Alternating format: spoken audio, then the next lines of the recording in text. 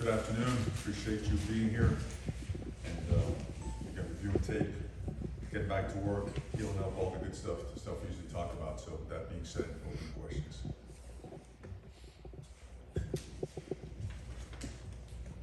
Obviously, first Florida State week for you. Just does it feel any different? I know you try to make every week the same, but Well, I've had a few of these, right? As a player, as a graduate assistant, and as a coach. So, always, when you play in this rivalry, you recognize, and especially during that time, that was always the best rivalry.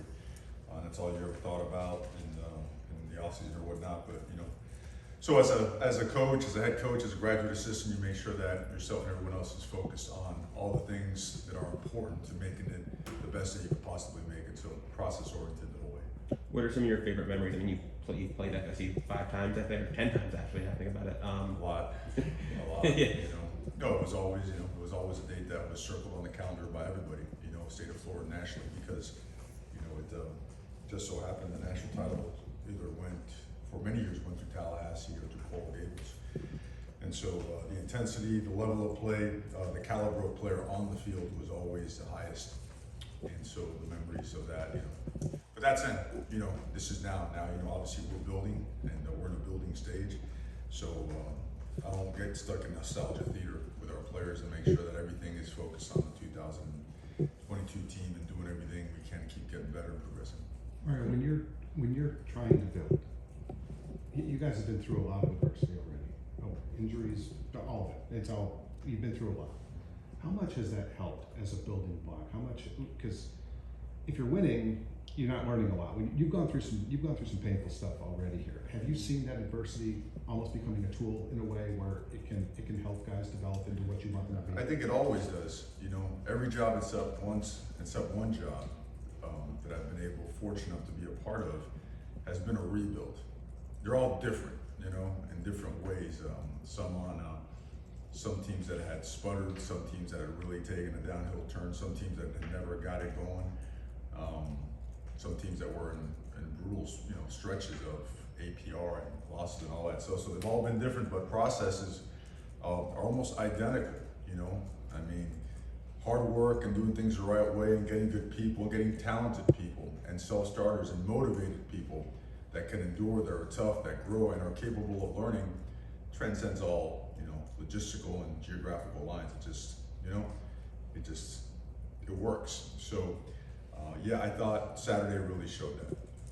One of those games where it's tough sledding on offense, right? We didn't do much on offense, but stayed with it, and at the end of each half, found a way to get on the board and take the game into overtime. So there's a lot to be said, a lot to be learned about something like that, and I think moments like that are invaluable for any team at any stage. And I thought we learned a few things about ourselves and some good things to build off. One quick follow on that: when you do have to basically win a game in the mud, which everything about that was muddy. It was. Yeah. Without rain, it was still muddy. It was muddy. Can a team turn almost off one of them when a team knows it's capable of winning when very little is going according to plan?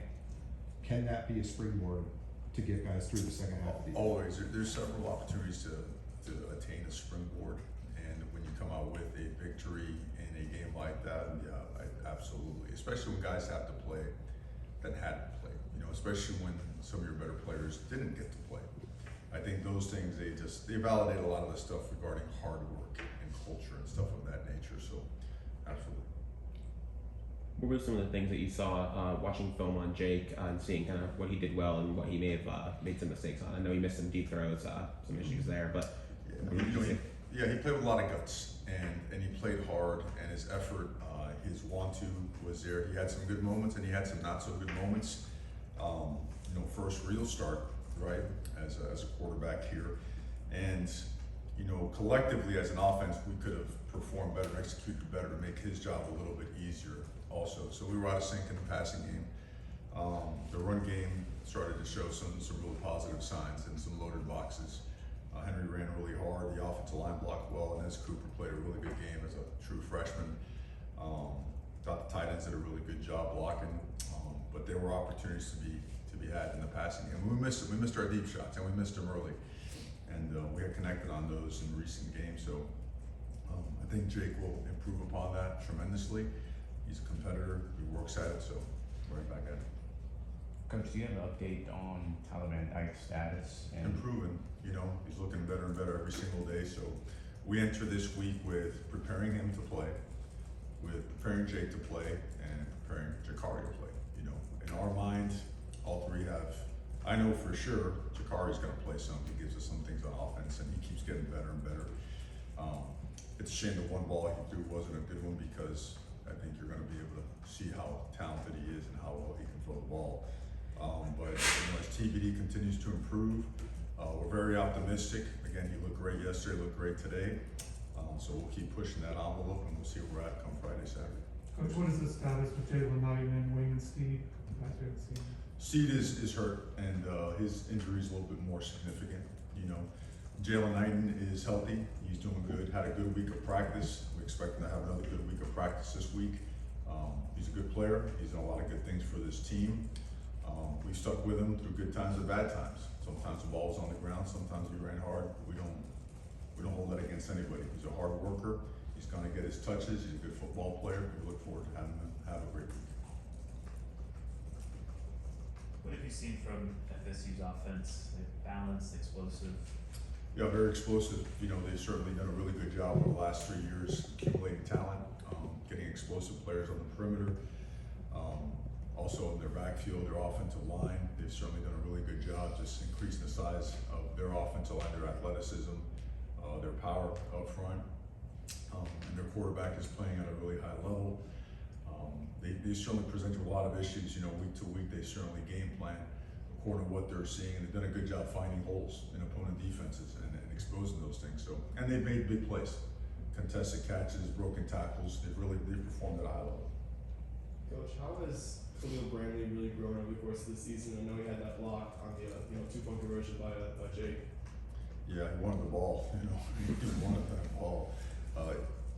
Yesterday we made a really big deal of Khalil Brantley because, and we need to make a big deal of it today, because he's a guy that has really bought into working to be more physical and whatnot, and his presence was felt in the run game on Saturday, and he does a heck of a job, you know, catching the football as well. So really glad to see him, you know, take that next step. We're going to push him harder, you know, see how far we can take him, but really glad he's on our football team. And as Cooper, how did he perform with his opportunity? Performed well, right out in the high 80s. Big physical guy, high effort guy. You know, he weighs in, I guess, in the 350, 360 range. And a year ago, he really made a commitment to trimming his body down. He was more towards the 400s. You know, I mentioned his coaches before, Coach Cox, Coach LeBeau. Guys that I've known for a long time that have coached out there in the state of Alabama, and they had a strong belief in Inez, and introduced us to him and showed us his work ethic and how incredibly gifted he is for a big man. And since the day he's gotten here, he's worked hard. I thought he was going to be a defensive tackle, quite honestly, a nose tackle. And in his living room, he said, I want to play right guard. So, you know, Coach Alabama was upset, Coach Mirabal was happy. And we went from there and brought him here to Coral Gables. He performed extremely well, played with a high motor, really didn't have any mental mistakes, you know, off on some things technically, but the sky's the limit for Inez Cooper. In terms of his size, is this really more of the ideal of what you see as an offensive lineman? Guys that are that big and athletic that he is? Well, I mean, we take him in all shapes and sizes. They're all different. You know, he's more similar to what we've had over the last several years. You know, we've had really good offensive lines in our stops. You know, guys that are Outland Trophy winners, and you know, Joe Moore award-winning offensive lines. And some of those pieces require, you know, massive size or whatnot, but not all of them. You know, we've played with, you know, particularly at the center position. You know, we've played with centers that are a little bit leaner and more athletic, that still have power and are capable of doing all the things that big guys can do. So, in some aspects, yes, but you like to have guys that can do a lot of different things. If you could draw it up perfectly, you like to have guys that can play all 5 positions, and then a couple guys that could really star at the tackle position. All right, Leonard Taylor, obviously, he had a great game Saturday. He's played really well lately. You're a former offensive one, and going against a defensive tackle like that, I mean, what does he do that's so disruptive? Well, I think 3 weeks ago, just sitting down with him, things changed. A true commitment to nutrition, getting his weight up, lifting, practice, more film. understanding the defense and working your assignments. His plays were made by executing technique, fundamentals, assignment. I mean, he had a massive game. That to me, Saturday was an indication of what Leonard Taylor is to be going forward. You know, he's another one where sky's the limit. You know, and then we're talking about one guy's a freshman and that's Cooper, another guy's a sophomore on defense. So these are really, really good young players. But again, I can't speak highly enough about Leonard Taylor's performance on Saturday. How about Al Blades? He stepped up in a bigger role, and is there a status update on James Williams? James is doing well. He's healthy, seems to be ready to go. No issues. But back to Al Blades, even more importantly, because he played this game and Al did a great job. He certainly did. Was on point, you know, mentally. As a defense overall, those guys communicated well together. Al was a big reason for that as well. Everybody's really proud of him, you know, and really encouraged and fired up about his play because he really did do a really, really good job stepping in for James. How do you, I know you said earlier that you're not really a nostalgia guy and you kind of never have been. You know what this week's about, you know what the storylines will be. It's always about the history, the past, the kicks, all that, blah, blah, blah, go on down the list. How do you insulate the kids from that? How do you tell the kids this is a week where you really need to block out noise? I don't think you ever can do that, you know. You like to, I mean, I know everyone goes up to the microphone and they say, hey, we gotta block it. You can't block it all out. I mean, you sign up to certain schools to play in certain games, and this is certainly one of them. You just gotta make sure that you pour out of the emotional side and pour in the passion for the game, passion for this particular game, passion for playing as good as you can play. Because that's a stronger source of, I would say, energy, you know, a stronger source of performance enhancement to be able to just pour into your love for the game, your love for playing in this particular game, your love for your teammates or whatnot. But in terms of the stuff that goes around it, you just, you know what you do, you go to work and you go right back to technique, you go right back to fundamentals, you go right back to film study. You start putting it on each and every player to hold each other accountable, do the right things, getting good habits, man, you know? So much of this stuff is about being able to, unfortunately, forego some of the things that surround being a young man and get more serious about this craft, right? Because every single year, guys get bigger, stronger, schemes get more difficult, you know, intelligence and good choices and decisions play a bigger role in how teams perform when the season starts and as it goes on and it gets difficult. And all those things are things that are emphasized, that we're growing and learning from. So it's, as long as you pour into those things, what are they? They're the facts. Pour into the facts, right? I think everything else should follow. You know, it's never as simple as it looks, but you guys go from like 17 penalties one week to obviously a much more manageable number. You go from eight balls on the ground to none. Mm-hmm. Things can turn pretty quickly. What is it about this group that when you make corrections, look, I know that problems do come up, of course, but you guys have been able to clean up a lot of things quickly at times. Is there something about this group? Is it a smart group? Is it a group that is starting to understand what you want more and more? It's a really good group of guys. We have a really good core, and we're learning and we're growing, you know. And sometimes, that's how the entire organization, sometimes we're just damn stubborn, you know. Sometimes we don't, all of us, and that's me included, we prevent ourselves from taking that next step with mistakes that we impose upon ourselves. But so much of this game is between the ears, so much of it, you know. And as we continue to develop talent and infuse talent into the program, there's certain things that you must avoid to give yourself a chance to play. Saturday, okay? Not pretty on offense, but like you mentioned, you didn't turn the ball over. You didn't have penalties. You know, you could roll the dice on 4th and 2, but you know what? The previous couple of weeks, we rolled the dice and we put our defense in a tough position and we looked deflated. You know, so hey, let's play to the strength of our team and let's see what it looks like. And next thing you know, you're playing field position and you give yourself a chance and you go. So we're learning and growing. We're learning and growing, and I do think that that this team, we got a lot of good guys that are really working hard, and some good leadership is forming. It's starting, you know, things are popping up. They're like, you know, all right, that's what we need to get more of. Okay, so very, very encouraged by that, and you know, that's the kind of stuff that fires me up. I'm very process oriented. As I mentioned, I'm very boring. I'm like right to the work part to make sure that all the pieces can be in place to give us our best chance. Mark, A few more questions. you'll have a lot more, obviously, fans in this game. I mean, this is the game for fans. Is that important important to you at all, or how important to the players? How does it affect the complexion of the game, does it? Well, I think for the players it always does. I come from a different day and age. I mean, back then you play in the Walmart parking lot from nobody, just because you love to play the game. But that's not what's important to me is not what's important. What's important to the players is what's most important. And our fans we got really good fans, and typically this game brings out a lot of people, and I think it's an awesome experience for our players to get a good feel for what a Miami football game really looks like. Well, outside of the execution on offense, just curious about the actual play calling and your opinion of how you guys sort of call games through all the injuries and everything you have to do. Well, you always try to make things work, right? Your game plan as such to give yourself the best chance, to win. And I think if you look at that room, every single coach at every single stop has had very high success rates, from the Rose Award to top 10 offenses to, you name it, right? So that doesn't change overnight, right?